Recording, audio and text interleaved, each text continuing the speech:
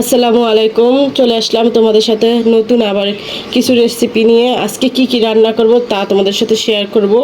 আমি এবার সব গুছিয়ে নিই, কারণ গুছিয়ে নিলে কাজ করতে অনেক সুবিধা হয়। তোমরা এইভাবে গুছিয়ে নেবে, তাহলে তোমাদের রান্না করতেও সুবিধা হবে। যদি তোমরা ভিডিও বানাতে চাও তাহলে তোমাদের ভিডিওতে অনেক সুবিধা হবে। এই কারণে আমি সবগুলো গুছিয়ে একসাথে নিয়ে নিই, তাহলে আমার জলদি হয়, রান্না করতে সুবিধা হয়।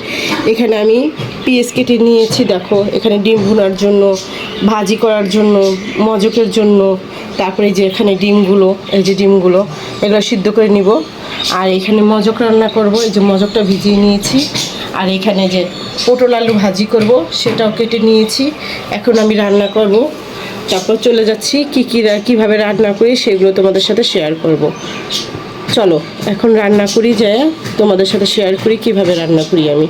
এই যে ডিমগুলো আমি সিদ্ধ বসিয়ে দিলাম। এখন আমি একটু লবণ দিয়ে দিব, কারণ ডিমটা সিদ্ধর সময় যদি একটু লবণ দিয়ে দাও তাহলে আর ডিমটা হবে না, সুন্দরভাবে সিদ্ধ হয়ে যাবে।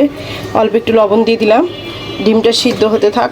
এই ডিমটা সিদ্ধ হতে 5 কি 7 মিনিট লাগবে। আমি এর মধ্যে দেখো কি করি।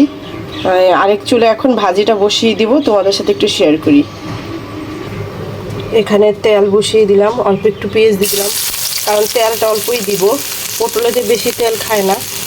সব কিছু অল্প অল্প করে মিলিয়ে আমি সবজি ভাজিটা চুলায় বসিয়ে দিব।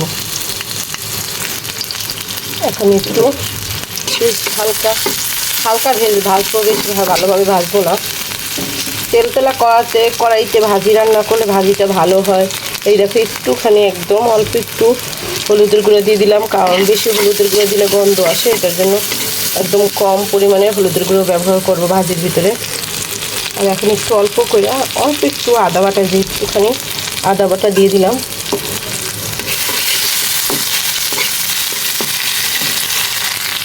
এই যে ভাজিটার জন্য রেডি, সবজিগুলো দিয়ে দিলাম। পটল আর আলু খিচুড়ি দিয়ে নিয়েছিলাম, তোমাদের সাথে যে দেখালাম ভাজির জন্য।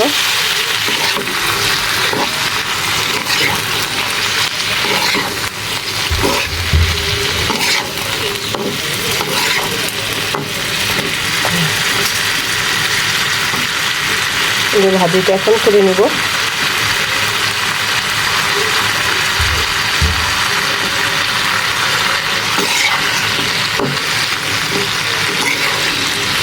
এখন অল্প একটু লবণ দিয়ে দিব, আন্দাজ মতন। এই যে লবণ দিয়ে দিলাম, পরবর্তীতে যাতে আর না দেওয়া লাগে। আমার জানা মতো আর লাগবে না লবণ। তোমরা চাইলে এখানে মরিচের গুঁড়ো ব্যবহার করতে পারো, আমি করব না, কারণ আমি কাঁচামরিচ দিয়ে ভাজি রান্না করব। আর হালকা হলুদটা দেওয়ার কারণ যাতে যে পরে না হয় কালো হয়ে যায়। পটলে তেমন খায় না, হলুদ খায় না, এই কারণে অল্প একটু হলুদের গুঁড়ো দিয়েছি। এখন নেড়ে ছেড়ে ঢেকে রাখবো ভাজিটা। এই দেখো ভাজিটার কি অবস্থা। আমি চুলায় বসাই দিয়ে একটু ওই গরু মেটেই গিয়েছিলাম, দেখো কি হালাত হয়ে গেছে, কিছু লাল লাল হয়ে গেছে ভাজিটা, বুঝছো। এইরকমই হয় যদি রান্না বসাইলে, যদি চুলায় খেয়াল না রাখা হয়, আর কিছু করার নাই। তেমন পুড়ে নেই অবশ্য, হালকা হালকা একটু লাল হয়ে গেছে, এই কিছু না। হয়ে আসছে ভাজিটাও। এখন একটু টমেটো দিয়ে দিব, অল্প একটু টমেটো, কারণ বেশি টমেটো দিলে মজা লাগবে না, এটার জন্য অল্প করে একটু টমেটো দিয়ে দিলাম।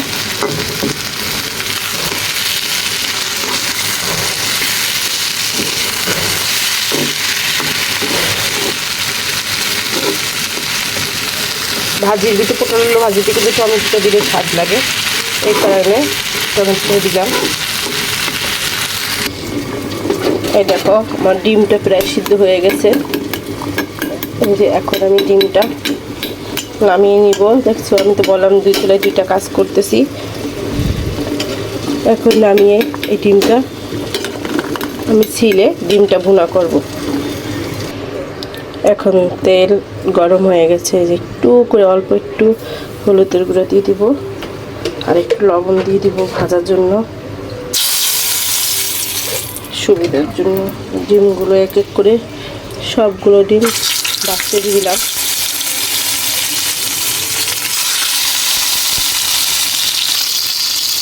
সবগুলো ডিম এক এক করে ভালোভাবে ভেজে নেব।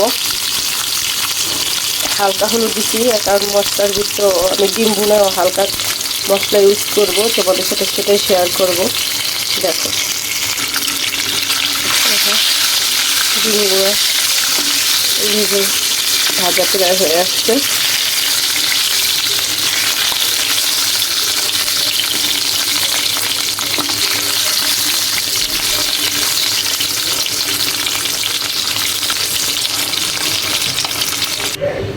এখন তেলের ভিতরে পেঁয়াজটা দিয়ে দিলাম।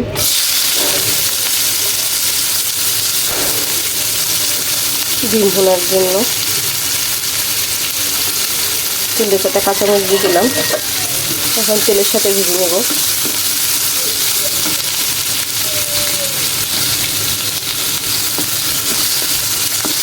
একদম অল্প উপকরণ দিয়ে আমি এই ডিম ভুনাটা করব।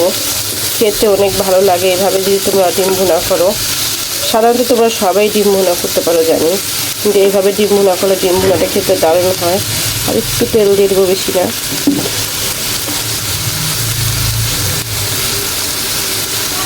হচ্ছে দেখো, পেঁয়াজটা হতে থাক, তারপর আবার আসতেছি।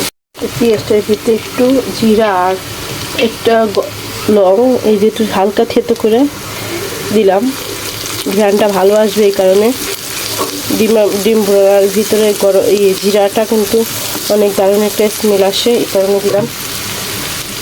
তোমরা চাইলে এটা যদি এইভাবে না দাও তাহলে দিতে পারো, আস্তা জিরা গুঁড়ো করেও দিতে পারো ডিম ভুনায়, ওটাও ভালো লাগে।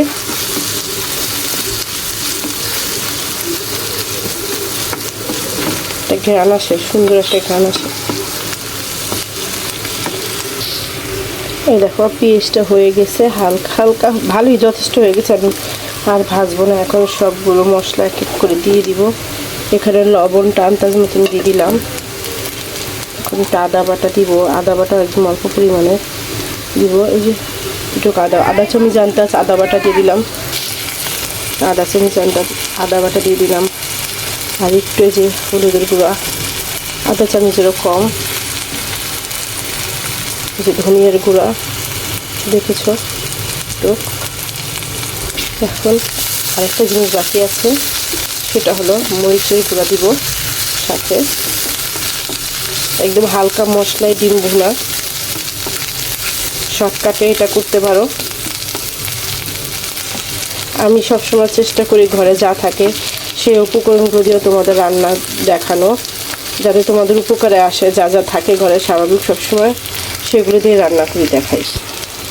এখন একটু মরিচের গুঁড়া দিয়ে দিব। তোমরা যে যতটুকু ঝাল খাবে অতটুকু আন্দাজ দিবা, যদি একটু বেশি ঝাল খাও একটু বেশি দিবা। আমি একটু এক চামচের একটু কম, এক চামচের মতনই দিলাম। একটু হালকা ঝালের জন্য, বেশি তেমন না। দেখো সবগুলো মশলাই কিন্তু তেলের ভিতরে ভাজা ভাজা হয়ে গেছে। আমি কিন্তু ইচ্ছাকৃতভাবে একদম তেল কম দিয়ে এই মশলাটা করেছি, কারণ ডিমের ভিতরে বেশি তেল হলে ভালো লাগে না খেতে, লাগে। এটার জন্য একটু পানি দিয়ে দেবো। এই পানিটা দিয়ে একটু কষিয়ে নেব।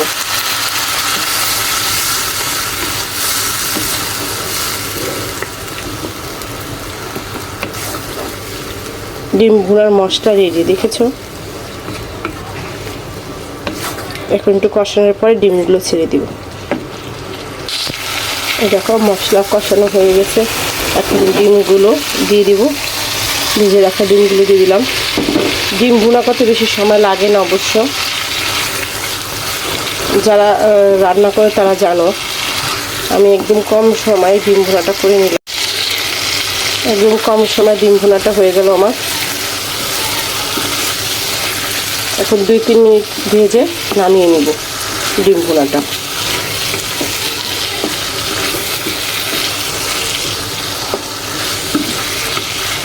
অল্প একটু পানি দিয়ে দিব। আর লবণটা অবশ্যই একটু চেখে দেখবে লবণটা ঠিক আছে কিনা। ক্যামেরায় দেখে নিয়েছি আমার লবণটা ঠিক আছে, এটার জন্য আর লবণ দিতে হয়নি। আর তোমরা চেখে নিবা। হয়ে গেছে, এখন ডিম ভুনা একটু করে নামিয়ে নেব। এই দেখো ব্যাস হয়ে গেছে আমার সেই রান্না ভাজি। দেখো তোমাদের সাথে তো শেয়ার করলাম ভাজিটা, একটু কালারটা একটু কালচা হয়ে গেছে। আর এই দেখো ডিম ভুনাটা, সেই ডিম ভুনা দেখো কীরকম হয়েছে। চাইলে তোমরা এইভাবে ডিম ভুনা করে খেতে পারো যখন কোনো কিছু ভালো না লাগবে। আর এই হলো ঘন ডাল রান্না করেছি, চচ্চড়া ডাল আর মরিচ দিয়ে খাবো। আরেকটা জিনিসও রেসিপি শেয়ার করতে চেয়েছিলাম, কিন্তু ভিডিওটা বড় হয়ে যাবে দেখে এই কারণে ওই ভিডিওটা একসাথে তোমাদের দিলাম না। ওটা আলাদা দেখাবো তোমাদের মজা ঘুনাটা। ওটাও রান্না করতেছি, ওটা একটু পরে করব। আর এইগুলো যেইগুলো রান্না করলাম আজকে সেইগুলো তোমাদের সাথে একটু শেয়ার করে নিলাম। তোমরা সবাই আমার ভিডিওটা দেখবে অবশ্যই। আর যদি ভালো লেগে থাকে লাইক দিয়ে কমেন্ট করে আমার ভিডিওটা শেয়ার করে দেবে। আর যারা যারা নতুন ভাই বোনেরা আছো এখন পর্যন্ত আমার চ্যানেলটাকে সাবস্ক্রাইব করোনি, যদি ভালো লেগে থাকে আমার ভিডিও অবশ্যই লাইক দিয়ে আমার চ্যানেলটাকে সাবস্ক্রাইব করে নিবে। আর আজ এই পর্যন্তই। আল্লাহ হাফেজ, ভালো থাকবে, সুস্থ থাকবে। আর কীরকম হয়েছে আমার রান্নাটা সেটা অবশ্যই কমেন্টের মাধ্যমে জানাবে, তোমাদের মূল্যবান মতামতটি জানাবে। আজকে আমি এখন একটু সুস্থ আছি, এই কারণে আজকে ভিডিও করতে পারলাম না, হয় পারতাম না। তোমাদের সবার দোয়া আলহামদুলিল্লাহ এখন আমি ভালো আছি।